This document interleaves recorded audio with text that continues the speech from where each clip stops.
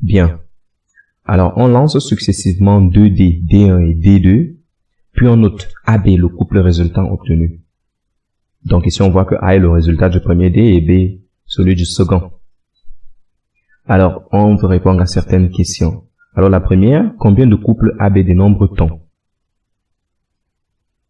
Bien. Alors, on constate que lorsqu'on a un tel couple AB, résultant du jet de ces 2D, alors A et B sont tous les deux nombres entiers naturels qui appartiennent à l'ensemble 1, 2, 3, 4, 5, 6, 7. Donc A a 6 possibilités d'apparition, B aussi en a 6 possibilités pour chacune des possibilités de A. Donc ce qui nous donne finalement 6 fois 6 couples possibles. Alors à la deuxième question, nous voulons déterminer la probabilité pour que le couple AB appartienne au cercle de centre 0 et de rayon racine carrée de 5. Ici on note que 0 est l'origine du plan affine euclidien. Alors tout d'abord, on voit que le point AB appartient au cercle si et seulement si A et B satisfont l'équation A carré plus B carré égale racine carrée de 5 au carré. Soit A carré plus B carré égale à 5. Et les couples possibles sont 1, 2 et 2, 1. Puisque n'oublions pas ici A et B appartiennent à l'ensemble 1, 6. Ainsi la probabilité, donc pour que ce couple AB appartienne au cercle, est de P égale à 2 sur 36, c'est-à-dire le nombre de cas possibles qui est 2 sur le nombre de cas total qui est 36. C'est-à-dire 6 fois 6, ce qui fait 1/18. Ensuite, on veut déterminer la probabilité pour que A plus B soit égal à 7. Alors, les couples A plus B vérifiant l'équation, les couples AB autant pour moi vérifiant l'équation A plus B égale 7, sont donc 1, 6, 2, 5, 3, 4, 4, 3, 5, 2 et 6, 1.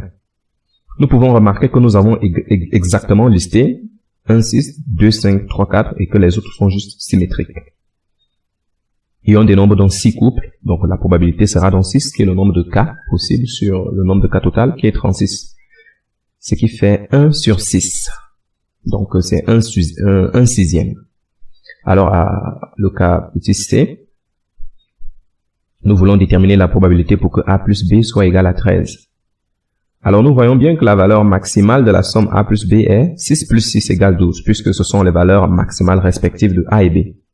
Ainsi, aucun couple ne peut être tel que A plus B égale 13, parce que la valeur maximale atteinte par A plus B est 12. Donc, ainsi, la probabilité est égale à 0, puisqu'il n'y a aucune possibilité d'apparition. Alors, dans notre dernier cas, nous voulons déterminer la probabilité pour que A soit un entier pair et que B soit supérieur ou égal à 5. Alors, nous voyons déjà que dire que A est un entier pair revient à dire que A égale 2, 4 ou 6. Tandis que B supérieur ou égal à 5 revient à dire que B est soit 5, soit 6. Alors pour chacune des possibilités de A, c'est-à-dire pour chacune des 3 possibilités de A, nous avons 2 possibilités de B. Donc le nombre de possibilités de choisir le couple AB satisfaisant de telle propriété est de 3 fois 2, c'est-à-dire 6. Donc nous avons 6 couples au total. Et donc la probabilité sera 6 sur 36, ce qui nous donnera exactement 1 sur 6.